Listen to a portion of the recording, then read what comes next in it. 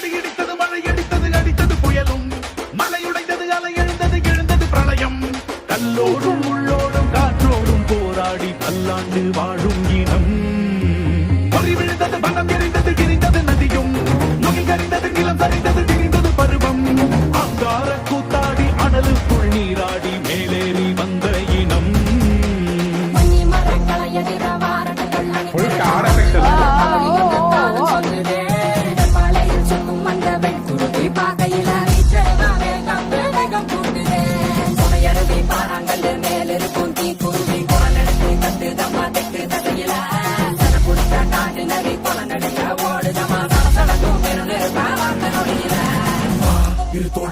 அவரே காணிக்கா ஒரு சூடு வா